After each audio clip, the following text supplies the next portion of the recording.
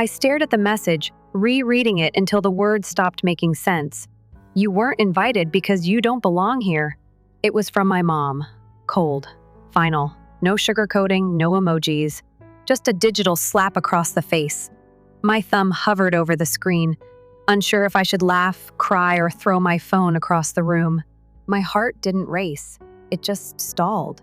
Like my body didn't even know how to react. Let me backtrack. The day before, during my lunch break at work, I opened Instagram like I always do, just to scroll through mindless reels and pictures of dogs in sweaters. That's when I saw it.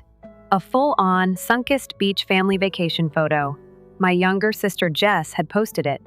Everyone was there: mom, dad, my 3 siblings, their partners, even my cousin Rachel, all grinning like a toothpaste ad on some tropical island. The caption: Family Reset Week, #grateful, #family first. Yeah, family first. Except apparently I wasn't part of that family. I stared at the picture so long I could probably still draw it from memory. I zoomed in, hoping, pathetically, to find a glimpse of myself in the reflection of someone's sunglasses, or maybe a blurry arm I could claim was mine. But nope, I wasn't there. Because I wasn't invited. Because no one even told me they were planning a trip. Because they didn't want me there. That line ran through my head like a broken record. You weren't invited because you don't belong here. Like I was some stranger who accidentally wandered into their bloodline. I flipped to our family group chat.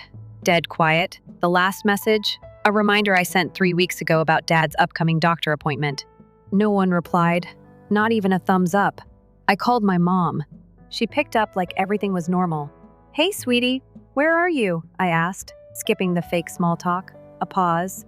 Barely a second, but it said everything. We're at the coast. Taking a little time to relax. Without me? Another pause. Then she sighed. We didn't think you'd want to come, Maddie. You've been kind of distant lately. You're always working. You're intense. Intense, I repeated, numb. We just wanted a peaceful trip, that's all. There it was. I was the problem. The storm cloud in their group photo. The one who couldn't just go with the flow. I hung up. No yelling, no tears, just silence. That kind of silence where your entire life rearranges itself. I'd been the one keeping them afloat for years. Rent bills, emergency dental work. When my brother's car got repossessed, I covered it. When Mom maxed out her card, I paid it down. I even skipped a promotion because they needed help watching my niece. And this is how they repay me? By excluding me? I opened my bank app and canceled the monthly auto transfer, $2,000 a month. Gone. Then I logged into our shared family fund, the one I created. The balance was pathetic. I transferred the remaining $412.36 into my own account and revoked everyone else's access. And then I did something that felt like finally surfacing after years underwater. I blocked them, one by one. Mom, Dad, Jess, my other siblings, all of them. The notifications started the next morning like clockwork. Your mom is crying. What's going on? From my aunt. Did you seriously cut them off? From my cousin. You're being unbelievably selfish, said another message. They gave you everything growing up, but the one that punched me in the gut came from a random number I recognized instantly. After everything we've done for you, this is how you repay us? Pathetic. Enjoy your loneliness. My dad. He wasn't mad I was hurt. He was mad he lost access to my wallet. For once, I didn't feel guilt. I didn't feel fear. I felt nothing but a strange calm. I made coffee, sat on my balcony, watched the city buzz without me, and I smiled. They couldn't reach me anymore. Not with shame, not with gaslighting, not with manipulation dressed as concern. But peace doesn't come easy when your life's been built around being someone else's emotional and financial support system. By noon, the second wave hit. Cousin, aunt, childhood friend. My high school math teacher, of all people. Apparently, Mom had called my boss, told him I was having a mental episode and needed a break from work. I got called into his office. She sounded worried, he said, but I told her your personal life isn't her business. Still, I had to ask. I nodded. Professional, controlled. But inside, I was screaming. They weren't just angry. They were trying to destroy me because I'd finally said no. That night, I lay in bed staring at the ceiling, replaying every moment, every sacrifice, every skipped vacation and unpaid favor. They didn't love me. They loved what I could do for them. So yeah, I blocked them. Not out of spite, out of survival. I was done being the safety net. Let them fall. I wish I could say the silence lasted. That after cutting them off, my life just settled. But if you've ever stopped playing the role people expect from you, you know exactly what happened next. By the next afternoon, my phone was vibrating so much it felt like it had a heartbeat. My DMs were a minefield. Cousins, old neighbors, family friends, people I hadn't heard from in years suddenly felt deeply invested in my personal choices. First message I opened was from Aunt Melissa. "Your mom is heartbroken, Maddie. She said you blocked everyone. Is this true?" Then another from my cousin Drew. "Cutting off your family because they missed one invite? That's extreme. Missed one invite?" The way they twisted the narrative would have made an Olympic gymnast proud. They weren't reaching out to ask what happened. No one said, "Are you okay?" Or "Do you want to talk?" It was just an onslaught of assumptions and accusations. It hit me then. Most of them didn't see me. Not really. I was the one who paid for Grandpa's funeral. Who helped Aunt Melissa's kid with college books? Who bailed Drew out when he got fired and needed rent money? They didn't see Maddie. They saw a debit card with a pulse. And now that the card had declined, suddenly I was a monster. But the real hit? That came 2 days later. I walked into work, coffee in hand, headphones in, ready to finally have a normal day. My manager, Tony, was standing by my desk. He looked uncomfortable. "Can we chat in my office?" Immediately, my stomach dropped. He shut the door and sat across from me, fingers steepled like he was bracing for a storm. "I got a phone call this morning," he said slowly. "From your mother." My heart started pounding. "About?" "She told me you've been unstable, that you're making reckless financial decisions, that you're pushing your family away because of some mental breakdown." I blinked. Wow. He held up his hand. I didn't believe it. "But you understand I had to check in, right?" I nodded, feeling a wave of heat rise in my face. "I'm not having a breakdown. I just stopped sending money to people who used me." Tony sighed. "Figured it was something like that. Listen, Maddie, what you do outside this office is your business. But if they call again, let me know. We'll handle it." I left his office feeling off. Betrayal is one thing, but dragging your own child's reputation through the mud just to win back control? That was next level twisted. Later that night, I got a message from my best friend, Leah. "Girl, your mom just messaged me on Facebook, like a whole essay. She said you're spiraling and begged me to talk to you." Attached was a screenshot of the message. It was the same pattern, passive-aggressive concern dressed up as compassion.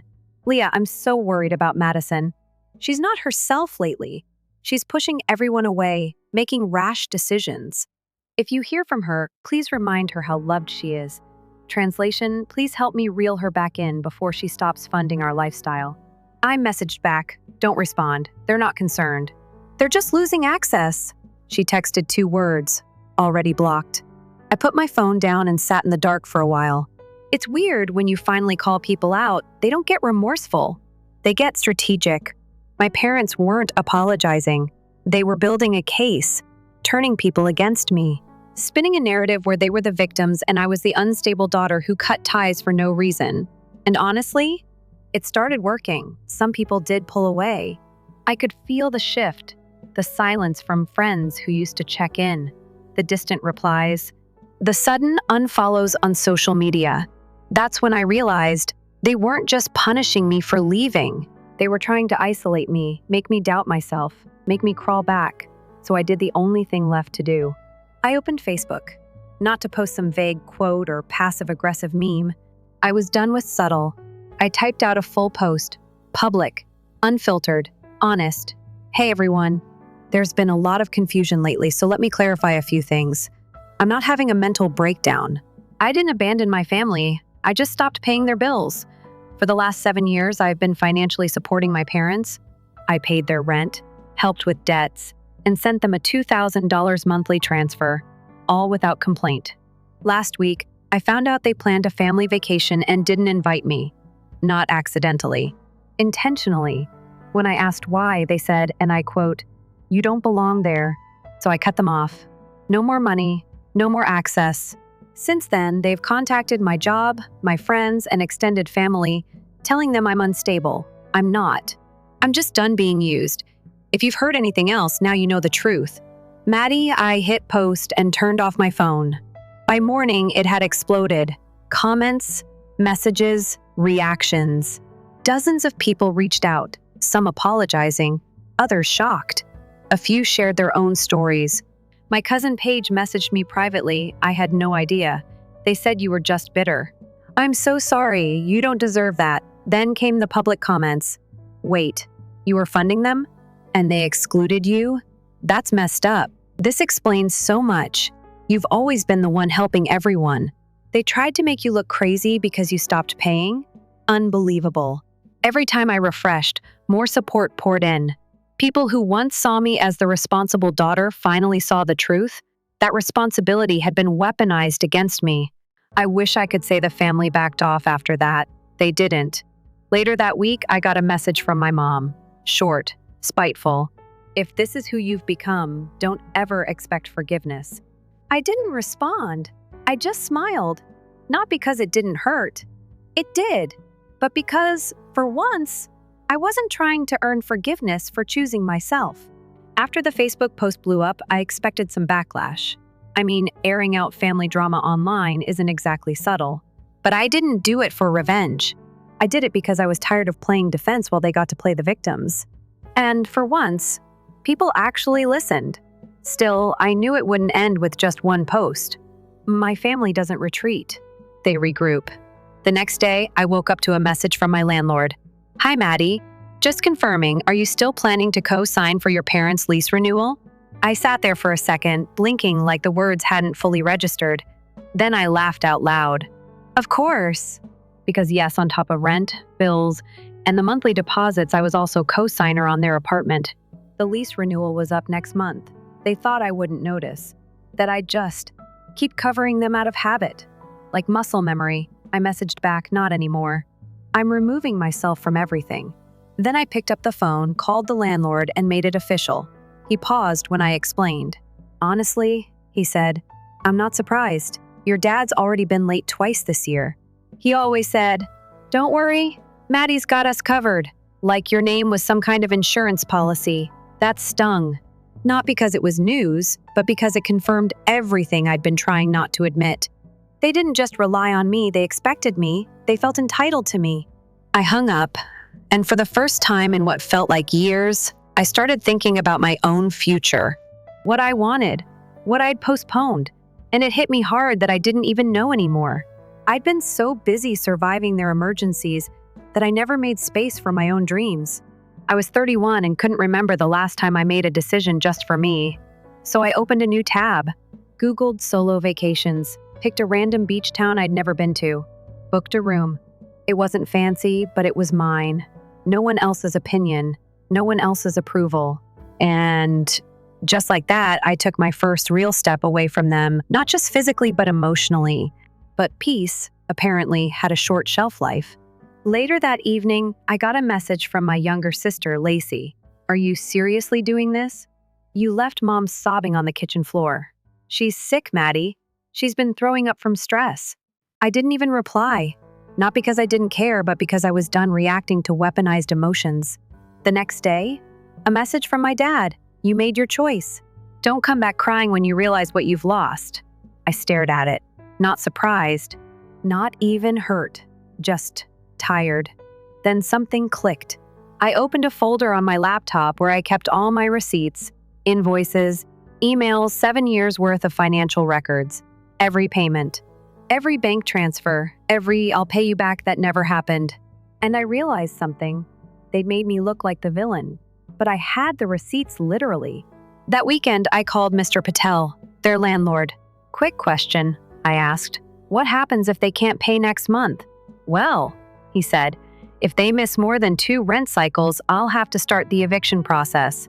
He didn't sound malicious, just matter of fact. They've already missed 2, he added. They're on thin ice.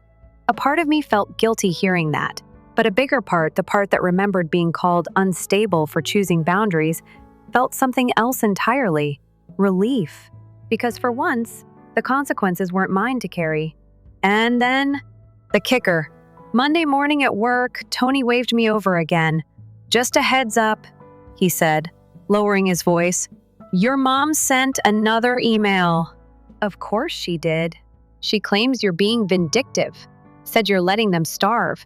She even tried to include some kind of emotional testimony about how you were never an easy child. I blinked. "What?" Tony sighed. "She's grasping, Maddie. It's transparent. But if she reaches out again, I'm filing a harassment complaint." I nodded, heart pounding. I wanted to scream, to cry, to go on a rant about everything, how I'd paid for her root canal, how I stayed up nights calculating how to split bills and still eat, how I missed my best friend's wedding because Mom needed me home. But I didn't. I just said, "Thank you," and walked back to my desk. It was strange how anger eventually just burns out. Not because you're over it, but because it's heavy. And one day, you're too tired to carry it anymore. I thought I'd feel vindicated, like this was the big dramatic climax of a movie. But in reality, it was quiet, almost anticlimactic, because I wasn't fighting anymore. I was just letting go. That evening, I went back to the Facebook post, read the comments again, not to fuel the fire, but to remind myself that I wasn't crazy. One comment stood out from a former coworker named James. "This reminds me of my cousin. She went through something similar. Her dad guilt-tripped her for years until she finally stopped paying. Family should love you, not invoice you." Another person wrote, "Good for you. You don't owe anyone access to your life just because you share DNA." I read that line 3 times. And then I did something that felt like finally closing a chapter. I went into my email, drafted one last message to my family. I didn't send it, but I needed to write it. "I'm not angry anymore. I'm just done. You turned love into currency. You measured my worth by how much I gave. And when I stopped, you didn't miss me. You missed the money. I see that now. You don't get to call me selfish for choosing peace. You don't get to call me ungrateful when you weaponized every dollar I gave. I didn't walk away to hurt you. I walked away to save myself, and I'm not coming back." I saved it, then closed the tab. Later that night, I booked another weekend trip. This time to a cabin in the mountains. No Wi-Fi, just trees, silence, and space to breathe. I was done cleaning up messes I didn't make, done fixing problems that weren't mine, done pretending that love and loyalty meant sacrificing my mental health. My story wasn't about revenge. It was about release, letting go of the need to be the good daughter, letting go of the guilt they piled on every time I said no, letting go of the version of me that thought love had to be earned. The thing about truth is, once it's out, it can't be shoved back into the box. It sits there, naked and unbothered, daring people to keep pretending like they don't see it. After I stopped supporting my family, I thought maybe, just maybe, they'd lay low for a while, lick their wounds in silence. But that was wishful thinking. People like that don't stop because they've learned. They stop when they're forced to. And I was about to find out just how far they'd go to avoid accountability. It started small, quiet ripples. My cousin Paige messaged me again. "So, your dad called my mom last night. Said you hacked the family fund and stole money." I blinked. "What?" I typed back. "That account was under my name. Always has been. I was just the only one contributing." "I figured," she said. "It's just, people are starting to ask questions. Even Uncle Mike reached out. Wanted to know if you were in some kind of cult." Like, what? A cult? That was new. I hadn't heard that one yet. I sighed, stared at the ceiling. It was exhausting, watching people rewrite reality in real time. But it didn't surprise me. If they couldn't guilt me, they'd smear me. If they couldn't reel me back, they'd paint me as unstable, dangerous, cruel. Because admitting they were wrong, that would require actual self-reflection. And let's be real, that's not in their toolkit. A few days later, I ran into Rachel, my older cousin, at the grocery store. She looked surprised to see me, like she wasn't sure if I'd bite or wave. "Hey," she said, voice cautious. I raised a brow. "Hey." We stood in the frozen food aisle, next to a stack of mini pizzas, awkward energy filling the air. "I've been hearing things," she said eventually. Let me guess, I said, arms crossed. I'm having a breakdown, I've joined a cult, or I'm embezzling from my own family. To her credit, she laughed awkwardly, but still, I knew it didn't sound right. I mean, it's you. You've always been the one holding everything together. I didn't say anything. I just tilted my head slightly, waiting. I just didn't want to pick sides. That made me pause. Not because I was surprised, but because it confirmed something I'd always suspected. They saw this as a conflict, a feud, as if there were two equal sides with equal weight. But there weren't. This wasn't a disagreement. This was survival. They made it about sides, I said quietly. I just made a boundary. She nodded slowly. I'm sorry. I shrugged. Don't be. Just don't spread lies you know aren't true. She promised she wouldn't. And maybe she meant it, maybe not. I wasn't in the business of hoping anymore. But what happened next? That wasn't just gossip. That was war. 2 weeks after I blocked them, I got a notice in the mail. Not an envelope. A bright red sticker slapped across the front of my mailbox. Final notice. Outstanding balance. It was from a shared credit card I didn't even remember opening. A joint account from 6 years ago that I used once and never touched again. Turns out, my name had never been removed. And guess who maxed it out? For $219.37. All charged within the last 3 months. I called the company immediately.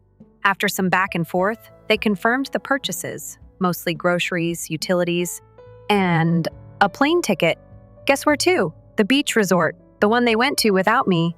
It was like a bad joke. They'd literally used my credit to fund the vacation they excluded me from, and now they were dodging the payments, letting the debt fall back on me. I froze. For a full minute, I couldn't even move. The rage wasn't explosive. It was cold, dense, like lead settling in my chest. They didn't just burn the bridge. They were trying to bury me under the rubble. I filed a fraud report that night, sent every screenshot, every login history, every time-stamped transaction. I had proof the purchases weren't mine. And more importantly, I was done covering for them. A week later, the fraud team approved my claim. The charges were reversed. The card closed. My credit safe. But that wasn't the part that got to me. What hit hardest was realizing that if I hadn't caught it in time, they would have let that balance destroy me. Quietly, silently. And then turned around and said it was my fault. They were never going to stop, not on their own. So I started making calls, not emotional ones, not family, business. I contacted every shared account, co-signed lease, joint line, backup authorization, and cut the cord. One by one. Bank, removed. Medical access, revoked. Car insurance, reassigned. I wasn't just stepping away anymore, I was shutting the door. Then came the final piece. Their phone plan. I'd opened it 8 years ago because Dad's credit was shot. I was the primary, 5 lines. Mine, plus Mom, Dad, Lacey, and my little brother. Every bill, auto-paid. Every time they upgraded their phones, it went through my name. So I walked into the store, showed the clerk my ID, and said 5 words I'd never said out loud before. I want them all disconnected. He looked up, confused. You sure? I smiled. Very. He typed a few things, clicked a few buttons, and just like that, 4 lifelines gone. I walked out feeling 10 pounds lighter, but I didn't celebrate, not yet, because I knew the fallout was coming. And it didn't take long. That night, Lacey texted me from a new number. Real mature. You left us with no phones? I didn't respond. An hour later, my mom called me using a Wi-Fi app. You're seriously punishing everyone? Even your brother? Still didn't answer. The next day, voicemail after voicemail rolled in. What kind of daughter does this? You're heartless. We took care of you, now you leave us like trash? That was the theme. Look what you're doing to us. Never once, look what we did to you. But there was one message that stood out. From my brother, short, honest. I didn't know they used your credit. I didn't know you paid the bills. I'm sorry, Maddie. You deserved better. It broke me a little. Not in a painful way, but in that quiet, fragile way when someone finally sees you. I didn't reply. I wasn't ready, but I saved the message. Because not everything was worth burning. Something changed after my brother's message. It wasn't dramatic. No fireworks, no background music swelling like in a movie. Just stillness, quiet recognition. He hadn't tried to defend them. He hadn't begged me to come back. He just said, "You deserved better." And that one sentence, simple, honest, uncoded, cracked open something inside me I hadn't realized was still locked. For the first time in weeks, I didn't feel like I was in a fight. I felt seen. But peace? It didn't last long. Not with my family. That same week, I started getting messages from coworkers. Not friends, people I barely spoke to. "Hey, Maddie, just checking. Everything okay at home? Your mom sent me a friend request and then DMED me. Is that normal?"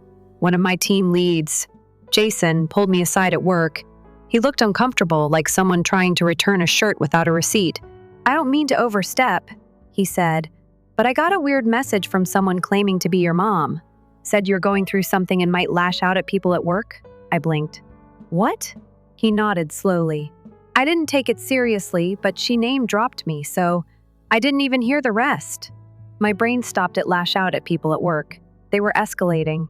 Not just guilt-tripping friends or smearing me within the family.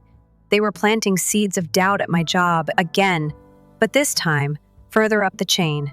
They didn't want me back. They wanted me ruined, and something in me snapped.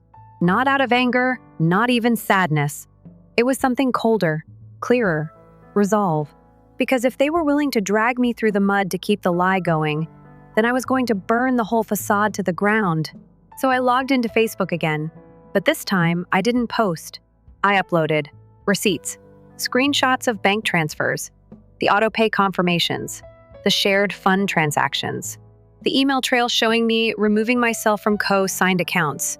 Every time I sent money, every time I paid a bill, every time they asked. No commentary, no insults, just facts. Then I added a final slide, the text message. "You weren't invited because you don't belong here." I captioned it with just one sentence. "Sometimes the people who call you family are the ones who hurt you the most." Then I hit post. Within minutes, the comments started. "I'm actually shaking. They used your credit to pay for a trip they excluded you from? I always thought your family was so close. I feel sick.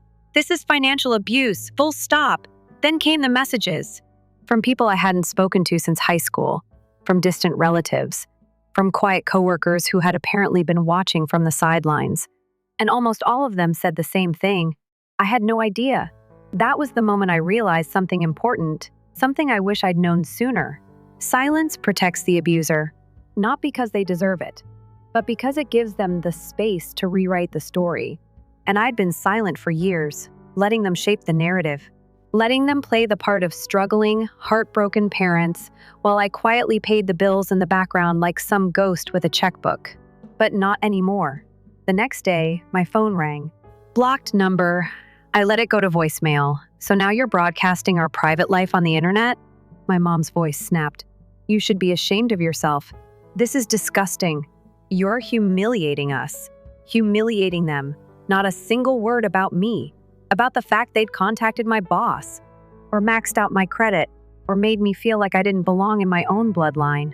Nope, their focus was public image. Always had been. So I posted again. This time, I included the voicemail, with her number blurred and voice altered slightly. I wasn't trying to break the law, just trying to show people the truth. And the truth? It spoke for itself. Aunt Melissa unfollowed me that day. So did 2 cousins. I wasn't surprised. Some people don't want the truth. They want the comfort of the lie, the illusion that family means loyalty, even when that loyalty is one-sided. But for every unfollow, I got a message like this. My dad did this to me too. "Thank you for sharing your story. I thought I was alone. This made me cry. I've been sending money to my parents for years and never realized how much it was draining me. I wasn't alone. I never had been. I'd just been made to believe I was. And that's how people like my parents keep control, not through force, but through shame. Shame is sticky. It clings to your ribs, settles into your voice, makes you whisper instead of scream. Apologize for things you didn't even do wrong. But once you name it, once you hold it up to the light, it loses its grip. The real shift came a week later. My uncle, my dad's younger brother, called me out of the blue. We hadn't spoken in years. I always liked him. Quiet guy. Observant. I saw the post, he said, voice low. Didn't want to believe it.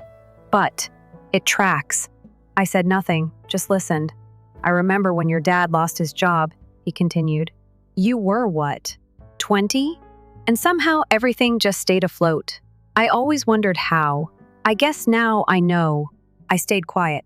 I just wanted to say, I'm sorry. I should have asked questions sooner.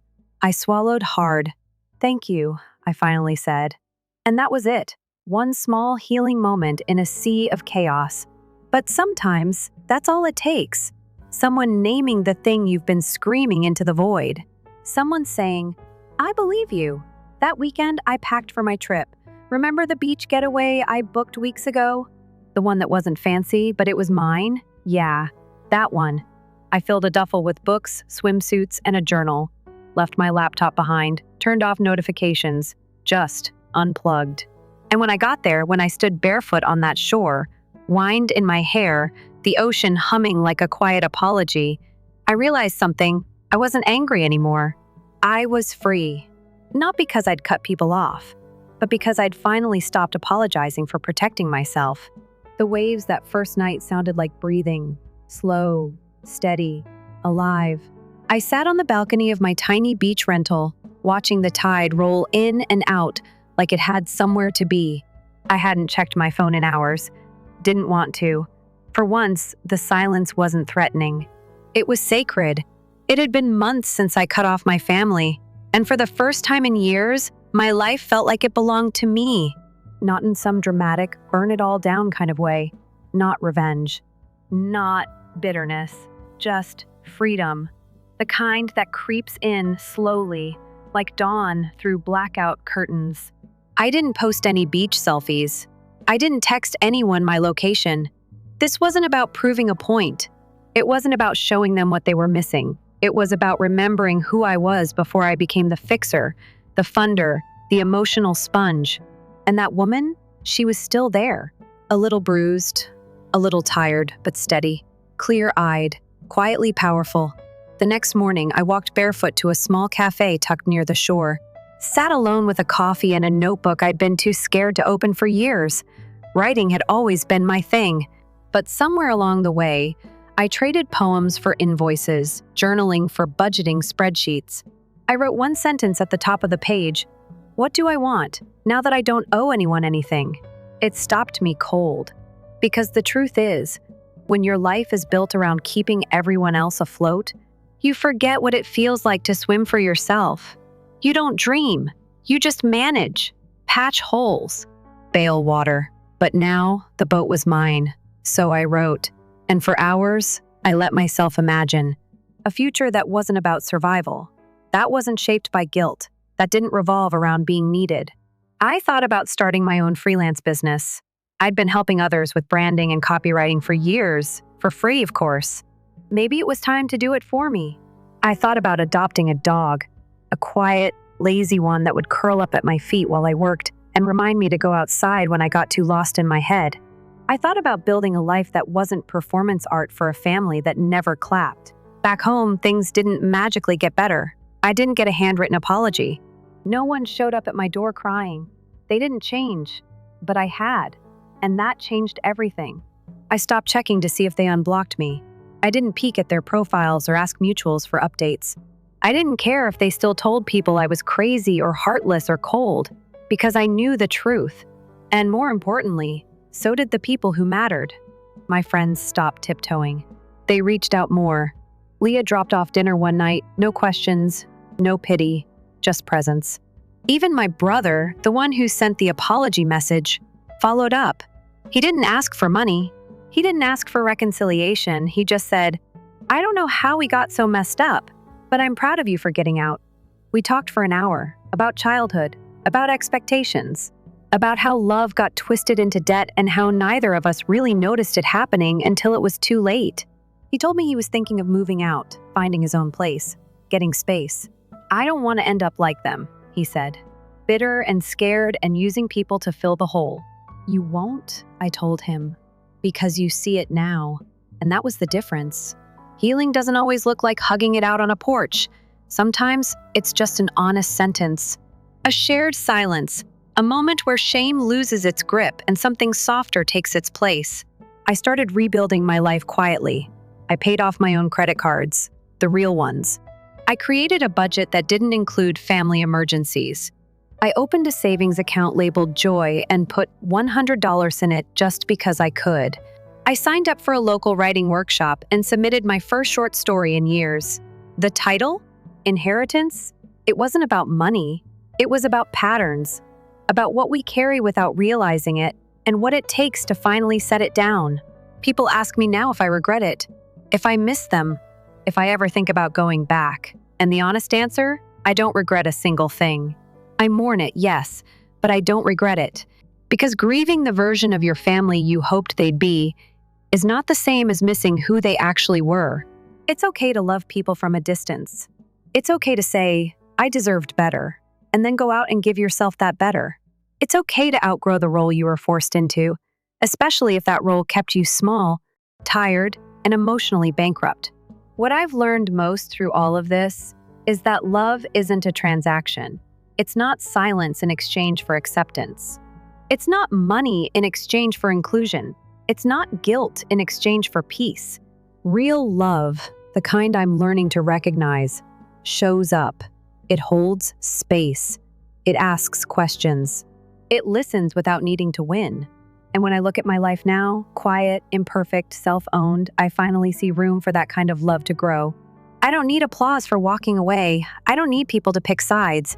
I don't need validation. I just need peace. And now, I have it. Not because I fought harder, but because I stopped fighting it all.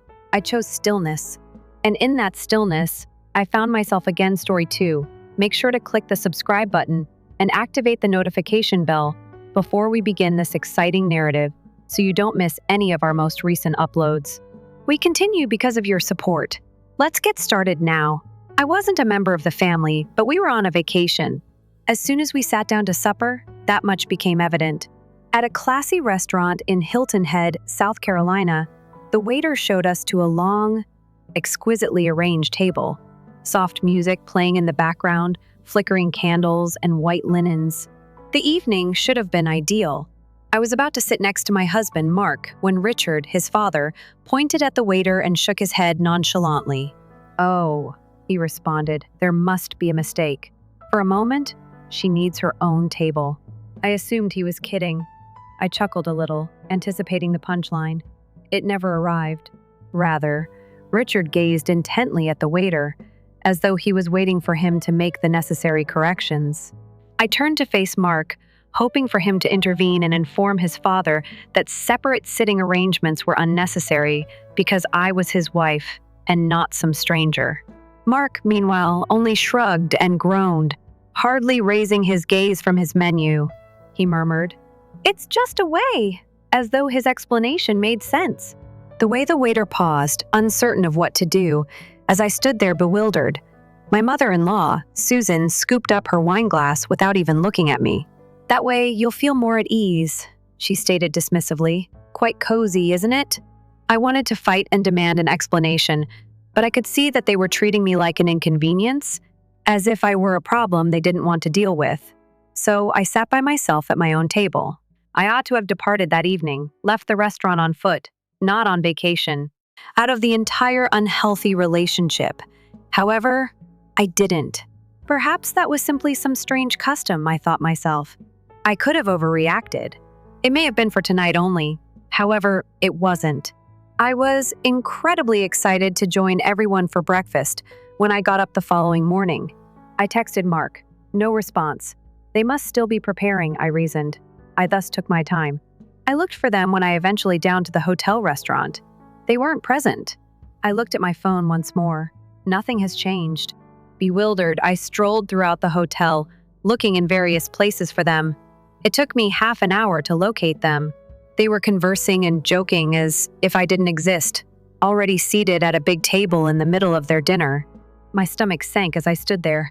"Why didn't you inform me of your impending arrival?" Trying to speak steadily, I asked. Richard hardly raised his head from his dish. "We thought you would work it out." Unconcerned, Susan drank her coffee. "It's simply the way we operate." I looked across at Mark. He had already begun to eat. It was nothing unusual for them to act this way, as if being purposefully left out of his own family's vacation wasn't embarrassing. It struck me at that very time they didn't have me in their family. I had never been. My own spouse, Mark, was also not on my side. It was the same trend for the remainder of the journey. Each and every meal, during every group activity, I sat by myself. They neglected to inform me. An exclusive boat excursion. When I viewed the photos on Instagram, I discovered an elegant wine tasting. It wasn't until I noticed them getting dressed and laughing as they left the room that I knew. Later, still attempting to figure it out, I questioned Mark about it. "You had the option to text me." My voice was strained as I spoke. He let out a sigh as though I were the one acting irrationally. That sentence is just their way once more, their manner.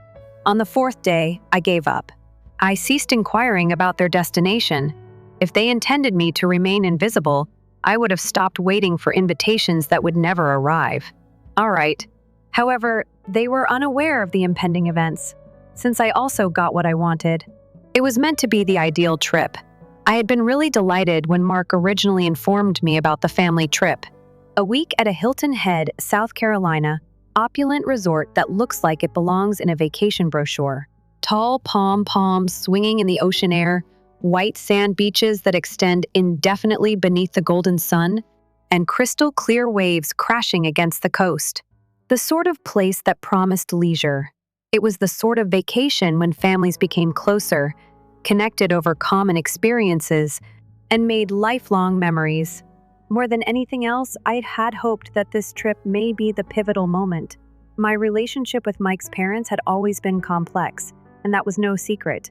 There had been an unsaid separation from the start, something I was never really able to identify. It was evident in the way my mother-in-law, Susan, would always smile courteously but never inquire about me. Every family gathering seemed more like I was there as an outsider, a tolerated visitor, than a daughter-in-law. And Richard, my father-in-law, would look at me with mild boredom, as if I were just an accessory to his son's life. However, I had persuaded myself that things will improve. I believed that if I persisted, showed patience, was understanding, and proven myself to them, they would finally accept me. This journey seemed like my opportunity. A week spent together in a stunning location. No duties, no distractions, just time with the family.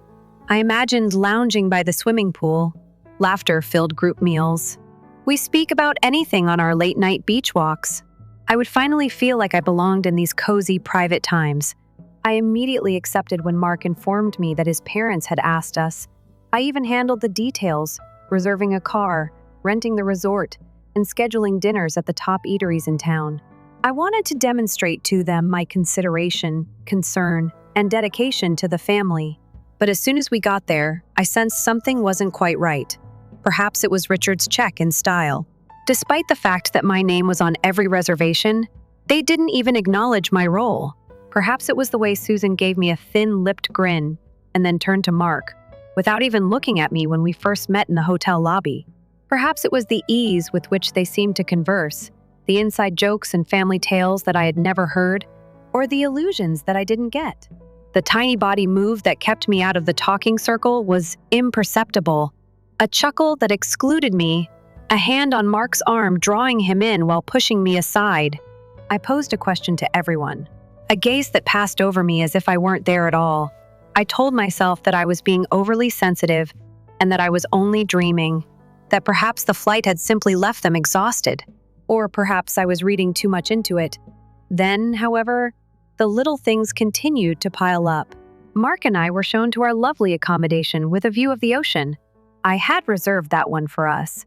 However, I saw something odd when we walked in. There was an open connecting door to the apartment next door, which I had rented for his parents. As if it were the most natural thing in the world, I could hear them talking to Mark while they unpacked. I made an effort to shrug it off. Although it wasn't a huge problem, I felt as like I had somehow wandered into an area where I wasn't quite wanted and was trespassing on someone's personal space. At supper that evening, the first actual symptom appeared. Together, we entered the restaurant. The setting was gorgeous, with candlelight gently lighting the room, soothing music playing in the background, and a table arranged with folded napkins and polished cutlery. It had the atmosphere of a restaurant where families celebrated life milestones, and there was a lot of talk and laughter. The server brought us to a huge table that was exquisitely prepared for our party, and I followed Mark. I felt a knot in my gut from anxious expectation. It was this.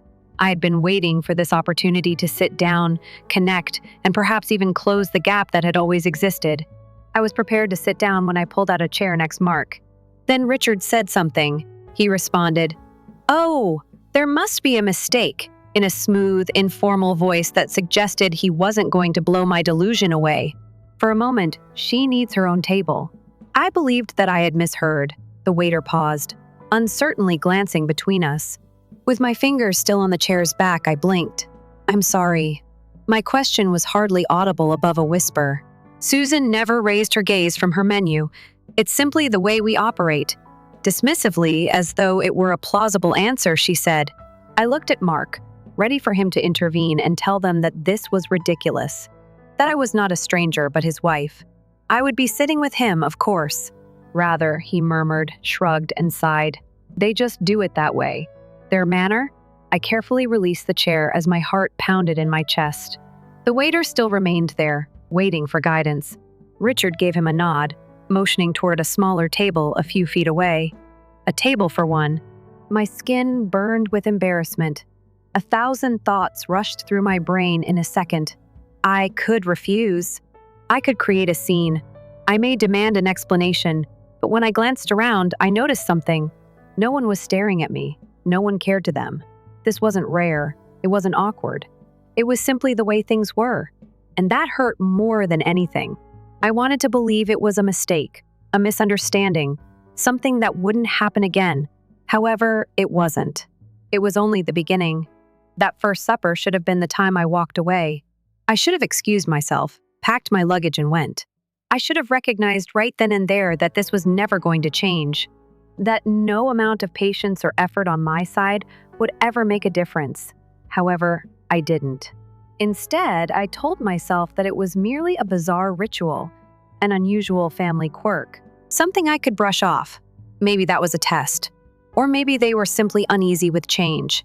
If I just kept quiet, if I simply showed them I wasn't a danger, surely they'd warm up to me. That was my first error. The next morning, I woke up early, excited to join everyone for breakfast. I looked to Mark, who was still half sleeping beside me, and poked him softly. "Hey," I whispered. "What time are we meeting your parents?" He grumbled, wiping his eyes. "Not sure. Just head down whenever." I frowned. "Aren't we going together?" He shrugged. "They'll be there. Just need us." It felt weird, but I put the urge aside, reminding myself that not everything had to be a huge gesture. Maybe they were just easygoing about plans. Maybe they presumed that. Find my path. So I got ready, took my time, and walked down to the hotel restaurant. The area was buzzing with morning talk. The fragrance of fresh coffee and warm pastries fills the air. I surveyed the room, expecting to find them waiting for me. But they weren't there. I checked my phone. No messages, no missed calls. Maybe they were running late.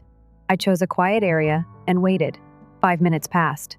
Then 10, then 15. Something was wrong.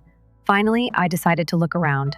I strolled past the lobby, via the outside patio, and into the resort's courtyard. And that's when I saw them. Richard, Susan, and Mark already seated at a large table, mid-meal plates half empty, laughter bubbling in the air. They had started without me. I felt something chilly settle in my gut. For a second, I debated turning back, pretending I hadn't noticed them, but my feet moved on their own, taking me toward the table. "Hey," I said, trying to keep my voice light. "Why didn't you inform me of your impending arrival?" Richard hardly raised his head from his dish. "We thought you would work it out." Susan drank her coffee, her expression inscrutable. "It's simply the way we operate. Just how they do things." Again, I glanced to Mark, expecting for him to say anything. But he merely gave me a fatigued expression, as if I was the one being difficult. By the time I sat down, their talk had already moved on. I wasn't included. I was an observer, not a participant. That morning, I hardly ate. The remainder of the day followed the same trend. A group boater. I wasn't invited. A wine tasting. No one told me. By the time I noticed them, they were already headed out, dressed in fine evening wear, laughing like nothing was wrong. The first time it happened, I believed it was an oversight. The second time, I wondered if it was just terrible timing. By the third time, I realized it wasn't a mistake. It was a pattern. And Mark, my own spouse, wasn't simply permitting it. He was part of it. That night, I approached him. We had just gotten back to the room, the air between us, heavy with unsaid words. I stood by the window, peering out at the black ocean, my arms crossed tightly across my chest. "You had the option to text me," I eventually said, my voice strained. Mark groaned, running a hand over his hair. "Here we go." I turned sharply. "Excuse me?" "Look, I know you're unhappy," he grumbled, tossing his phone onto the nightstand. "But this is exactly how they are. It's their way. His way, their way." The words felt like a smack. "Mark?" I said slowly. "We came on this trip together, yet I've been eating alone. I've been sitting alone. I've been excluded from every single thing, and you don't care." His jaw stiffened. "You're overreacting." "Overreacting?" I gave out a hollow laugh, shaking my head. "Do you even hear yourself?" He grumbled. "Look, my parents have their rituals. You're making this a larger issue than it is. Traditions." That was his excuse. "They're not merely traditions, Mark. They're embarrassing me for a time." He didn't say anything. He just gazed at me like he was seeing an issue he didn't want to deal with. Then he shrugged. "It's just for a few more days." "A couple more days?" I looked aside, swallowing the lump in my throat. I had spent years expecting that soon Mark would stand up for me, that he'd see I was worth more than this. That night, I understood he never would, and that's when I quit trying. I stopped waiting for invites. I stopped asking questions. I let them ignore me. They wanted me to be invisible. All right. However, they were unaware of the impending events, because I had my own way to. I had spent the whole trip being neglected, dismissed, and treated like I was nothing more than a nuisance. I had absorbed every painful moment, every chilly gaze, every exclusion. But I came to a realization that night as I laid in bed and stared at the ceiling with Mark sitting next to me. My quest for an invitation into a family that never wanted me to be done was over. I was hoping my hubby would defend me. Completed. Being imperceptible, I would give them precisely what they requested if they wanted me to be a part. This time, though, I wasn't just going to seat at a different table. No, I intended to completely remove myself. And they would soon sense it. Silently, I got out of bed, not wanting to wake Mark. I grabbed for my phone with firm hands. Every step is already being worked through in my head. Because guess what? I had made all the reservations. My name was included on the reservation for the hotel, my credit card, and the rental vehicle. Richard had been boasting about the elegant meal for weeks. My account. Susan had been looking forward to this opulent spa day. Yes, I had also reserved that. I opened each reservation on my phone one at a time. A tiny grin was beginning to appear on my lips as my fingers lingered over the cancellation button. I then raced their vacation, one tap at a time. Canceled hotel rooms. The rental automobile is gone. Reservations for dinner, cleaned with a cloth. Appointments at the spa, not at all. Not taking place. The meticulously organized week had been reduced to little more than a series of cancellation emails in their inboxes by the time I finished. I hurried yet precisely packed my belongings in my suitcase. I wasn't simply walking away. I was making sure they were aware of my absence at all times. I reached for the rental car's keys, their sole vehicle. They would be stuck at the resort without it. I took a final glance at Mark, who was still sleeping. I had persuaded myself for years that he would eventually notice me if I simply put in enough effort and had enough patience. But now, as I was standing there in the hotel room's little light, I knew the truth. I had never been seen by him. I never turned around after leaving, shutting the door behind me. It was a quiet journey to Charleston. The first opened down the windows as soon as I got on the freeway to let the refreshing beach breeze caress me. I was able to breathe for the first time in days. I was already feeling lighter as I checked into my new motel. I ordered room service, reserved a luxurious suite, and had a bottle of wine while watching the waves roll from the balcony. Panic was on the verge of breaking out back at Hilton Head. I pictured the precise moment they became aware of what had transpired. Greedy and complaining, Richard got out of bed to find the hotel manager waiting for him at the entrance. "Susan, it appears that there is a problem with your reservation, sir." She reached for her phone in the middle of the day to see the schedule, but was greeted with a barrage of emails about cancellations. Mark, still partly asleep and massaging his temples, heard his mother's voice go from gentle rotation to shrieking. They had nothing but a quickly intensifying sensation of dread: no cars, no rooms, and no plants. It was not long before my phone began to buzz. Mark. Richard came next, then Susan. I watched as one call after another came in, idly drumming my fingers on my wine glass. I allowed them to ring after a dozen missed calls at last. For amusement, I chose to pick up. Mark's voice was piercing with annoyance the moment I responded. "You're where?" I sipped my wine slowly. "Charleston." A pause. "Charleston. Why in the world are you there? Is my vacation going well?" "Just in the background," I said. Susan was shouting at the hotel employees, and I could hear it. Richard was muttering obscenities. "Did you cancel everything?" Mark inquired. His voice quieter now, like he still couldn't quite believe it. "Yes." He sucked in a quick breath. "Do you have any clue what you've done?" "My folks have nowhere to stay. We had plans." "You left us stuck." "Oh no," I murmured, voice dripping with a worry. "That must be very unpleasant." "Quiet." Mark inhaled sharply, the understanding dawning in you. He stopped himself, his tone altering. "Look, just come back. We can solve this." I laughed. "No, Mark, I just don't believe we can." And then I hung up. I eventually found out just how horribly things went for them. With the hotel fully occupied, they had to hurry to find another somewhere to stay. They wound themselves at a dismal rural hotel 20 minutes away, the sort with flickering lights and a peculiar stench in the air. No rental car meant they had to rely on Uber. But Hilton Head wasn't exactly filled with rideshare drivers. Surge prices struck them badly. That nice meal Richard had been boasting about for weeks, fully booked. Instead, they ended up eating at a loud, congested tourist trap surrounded by screaming kids and pricey frozen seafood and the spa Susan had been longing to go to. She had a full-on rage when they told her there were no vacant spaces. She requested they fit her in anyhow. They didn't. Mark sent me nasty SMS all night.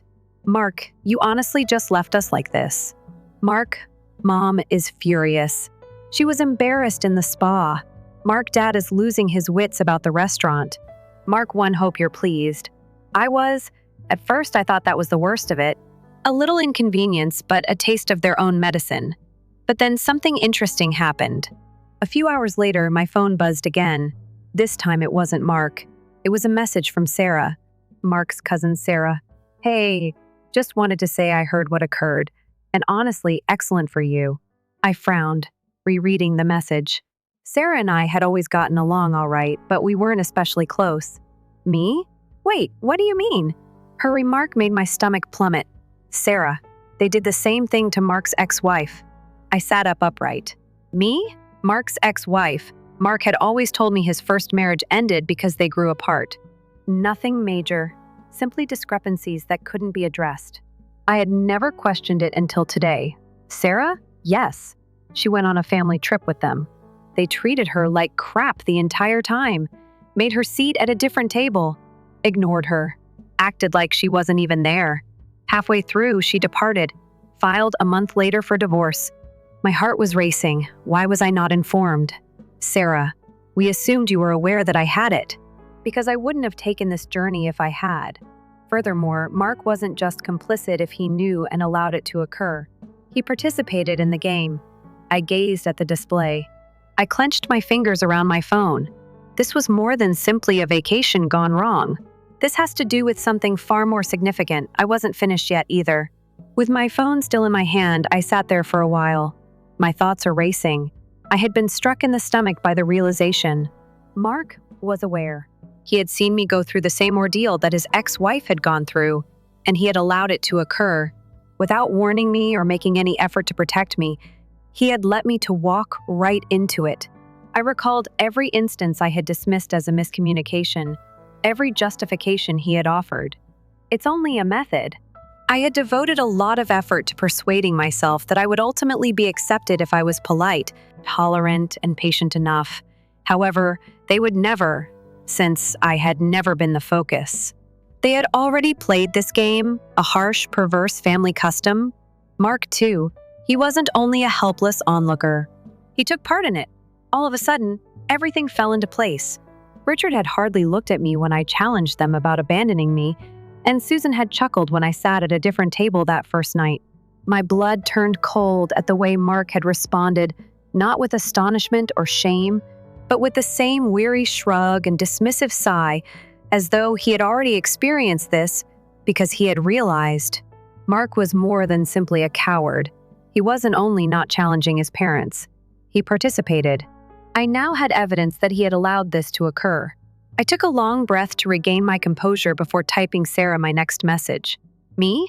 Tell me everything, she responded very instantly. Sarah, they have already done this. Actually, a few of times. It never changes. They test the person Mark brings home, isolate her and push her. They check her fit. She's tough if she fights back. She turns into another Susan if she puts up with it. They win either way. I forcefully gulped.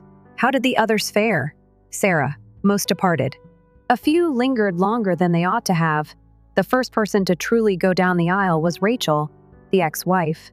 However, she saw them for what they were and fled before they could fully destroy her. I tightened my jaw. Rachel had witnessed the reality. What had she seen? I was just getting the hang of it.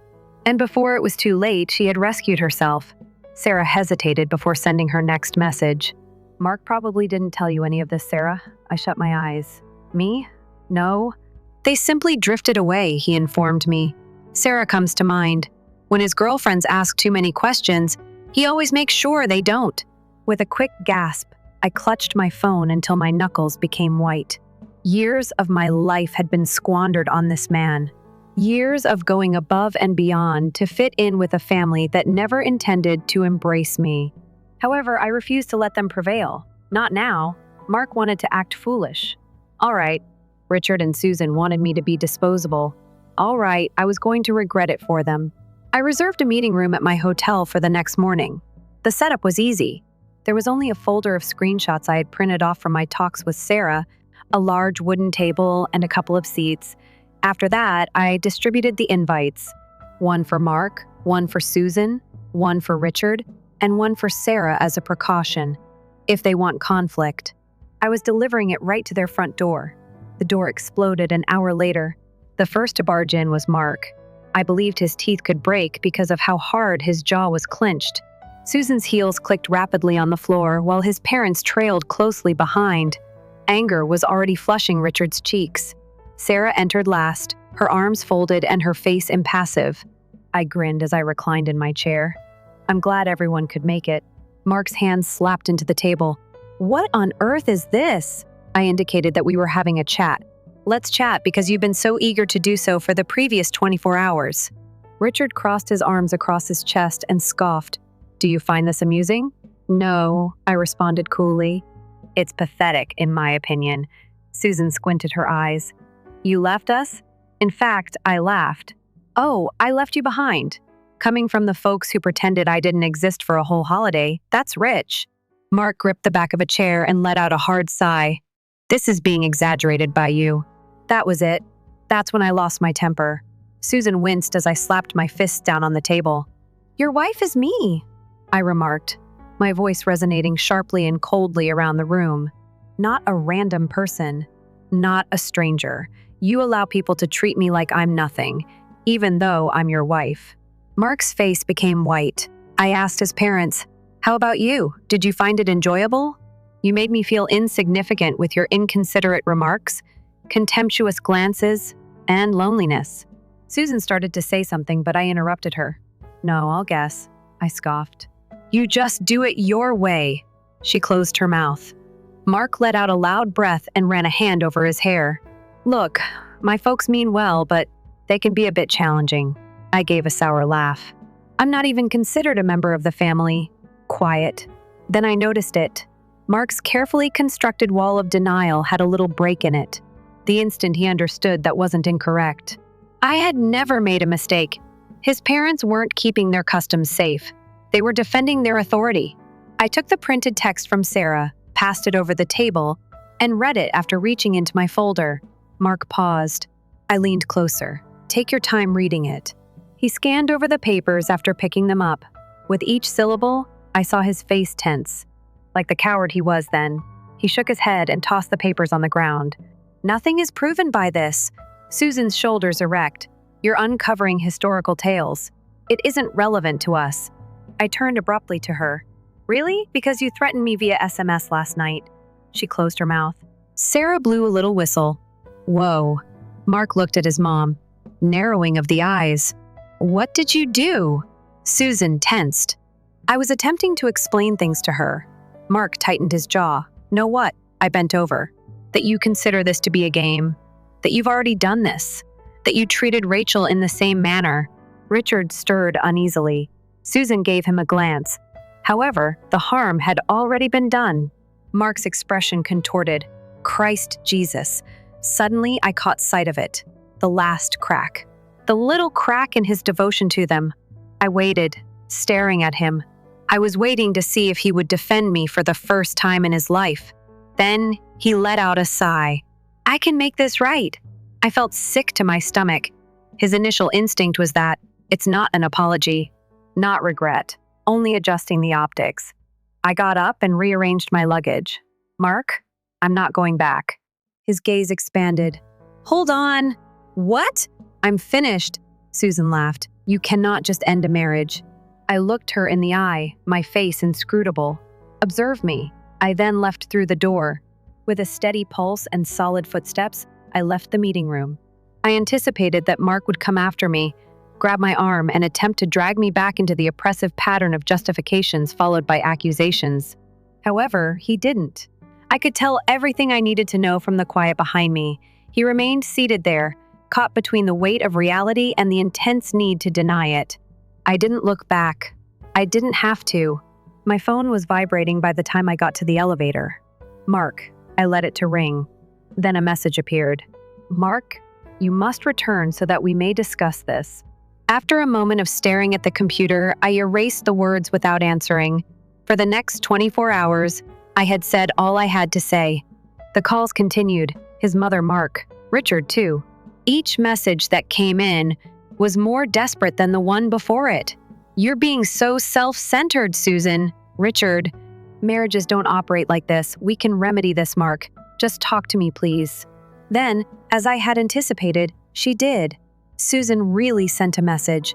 Mark is going to make your life really miserable, Susan, if you don't return. I let the words soak in for a while as I gazed at them. It wasn't a request.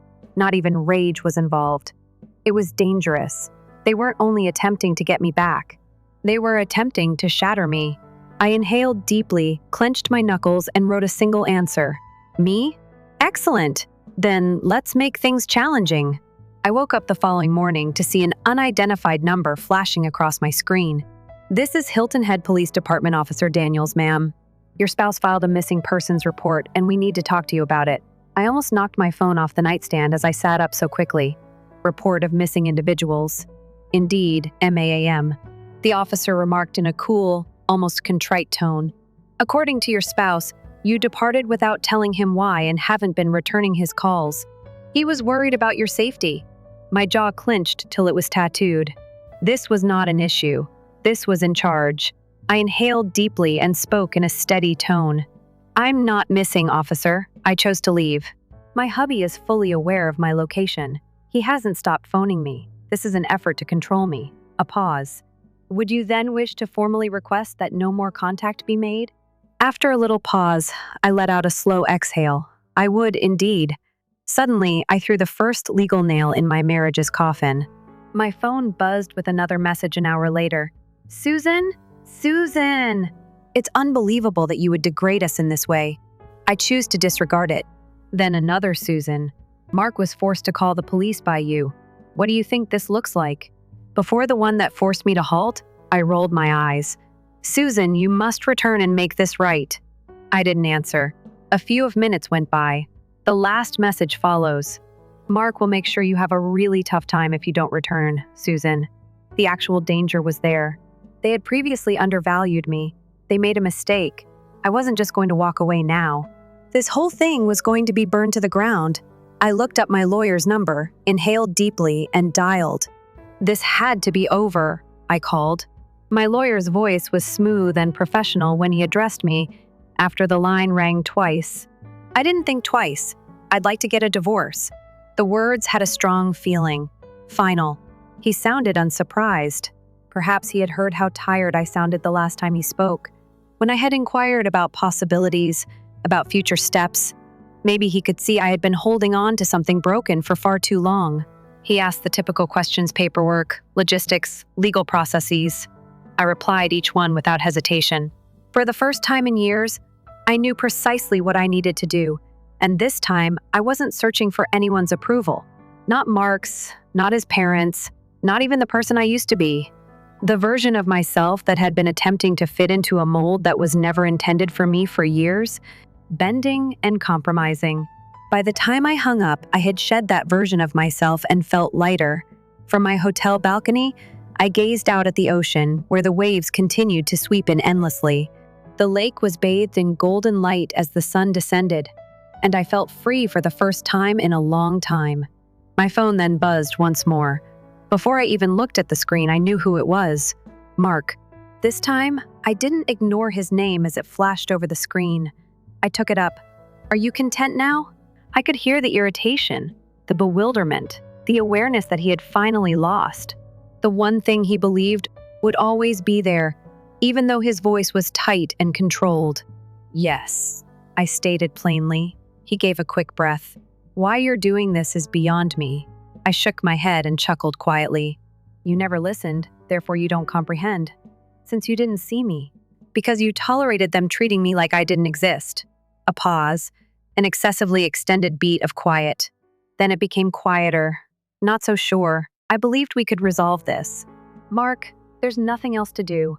I could almost see him pacing in exasperation, putting a hand through his hair and trying to figure out how I could make this my fault. However, he had nothing more to twist. He had run out of phrases to deceive me into believing that I had already departed. I was already victorious. After another wait, it became quieter, almost like a whisper. I didn't think you were going to go. I smiled at it. It was so horribly predictable, not because it was humorous. For so long, Mark had thought that I would always forgive and put up with anything. Stay at all times. My tolerance had been misinterpreted by him as weakness. He had thought the issue would just disappear if he ignored it long enough. However, he was mistaken. I reclined in my chair and gazed out over the horizon. Well, Mark, I answered calmly, steady and unflinching. You didn't know me at all. I hung up the phone before he could say anything else. A flurry of paperwork, court appearances, and last-minute preparations characterized the next weeks.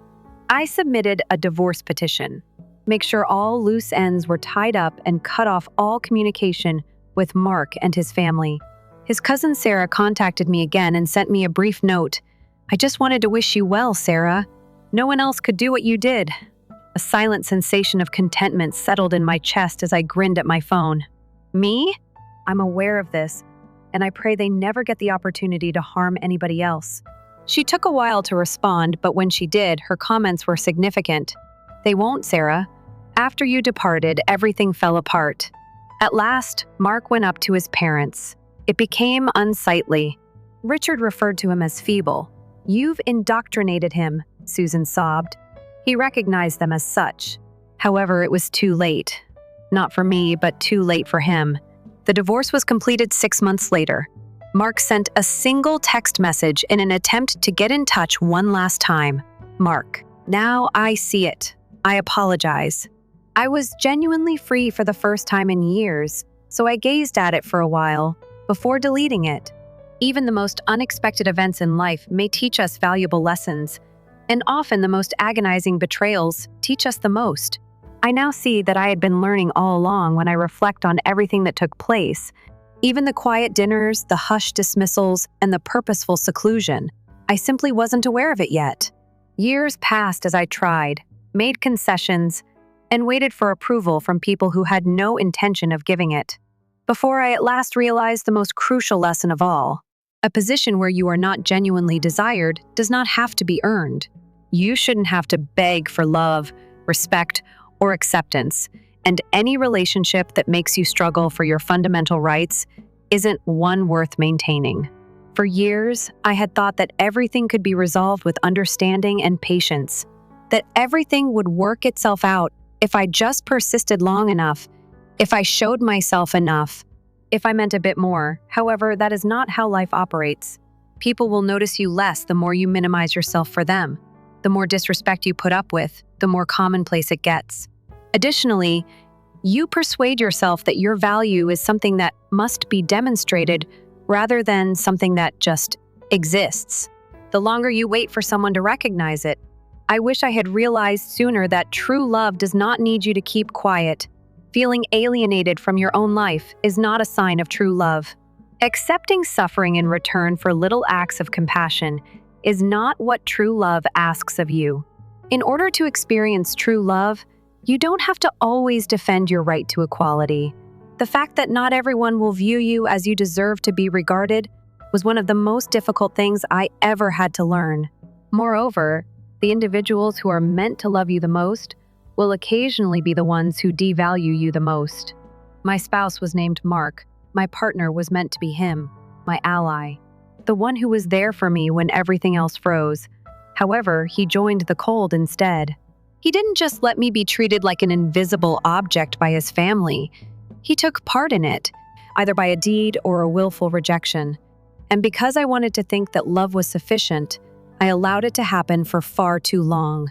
However, love is insufficient. Without respect, love is only a duty. Without safety, love is only closeness. Unacknowledged love is only loneliness masquerading as friendship. I always believed that resilience was determined by how much you could bear before breaking, and that strength was defined as the capacity to endure. However, I now see that knowing when to back off is a sign of great strength. Being strong means realizing when you are no longer appreciated and avoiding situations that make you feel less valuable. Being strong means standing up for yourself, even when others tell you that it is selfish. I had thought my marriage was worth preserving for a very long time, that it was my responsibility to keep trying, no matter how difficult things became. However, I was unaware that a marriage requires more than one person's work. It is not intended to be an endurance test. Never should a marriage feel like a struggle for existence. You are not in a marriage if you have to battle to be noticed all the time. You're fighting a war. Knowing that silence is a form of betrayal in and of itself is another lesson I've learned. It's just the way he was making a choice, Mark remarked, shrugging each time. He was picking them instead of me. He was eschewing conflict in favor of ease. Instead of upsetting the balance in his family, he was letting me suffer. He demonstrated that he was not on my side by doing this. In actuality, if someone genuinely loves you, they will not leave you alone. They don't tell you to keep swimming when they see you drown. They don't give you an excuse rather than a lifeline. I also discovered that quitting does not equate to losing. I feared for a long time that I would be proving them correct if I left, that I lacked sufficient strength, because I couldn't bear the thought that I wasn't deserving of their family. In actuality, though, quitting did not cost me anything. I didn't lose my spouse. I lost a man who had let me down before. I didn't lose any relatives. People who had never considered me one of their own passed away. Nothing I left behind was nearly as magnificent as what I acquired. I became clear. Peace came to me. I improved me. In retrospect, I also see that every nasty deed, isolated instance, and passive-aggressive comment served as a warning. Because I wanted to believe in a false world, I disregarded the indicators that had always been there. I convinced myself that if I simply gave it more time, things would improve and people would alter their minds. However, unless they choose to, individuals do not change. Furthermore, just because you love someone more, they won't suddenly recognize your value if they treat you like a disposable item. One of the most empowering lessons I've ever learned is to keep your pain to yourself. To keep people warm, you don't have to burn yourself alive. Just because abuse is simpler than confrontation doesn't mean you have to put up with it. You don't have to remain in an area where you aren't appreciated. It is not a sign of weakness to leave something that no longer benefits you. It's a self-respecting deed. I also discovered that happiness is not something that other people can provide. I had looked to Mark for so long because I wanted to feel important to his family, included in my marriage, and like I belonged. However, happiness is not something that other people can provide to you. You have to make it for yourself. I came to the realization that I had wasted so much time waiting for someone else to show me the respect and love that I should have been showing myself on my own when I finally regained control of my life and left that conference room. Ultimately, I didn't simply end a marriage. I took back my authority. I stopped looking to others who would never validate me. In order to fit into a place that was never intended for me, I also ceased shrinking myself. I came to understand that other people cannot judge my value. It cannot be argued, bargained, or taken away by the views of others who are not in my presence. Perhaps the most important lesson of all is that, on occasion, leaving with your head held high and never turning around is the most effective thing you can do. Because you've already won the instant you recognize that you deserve more.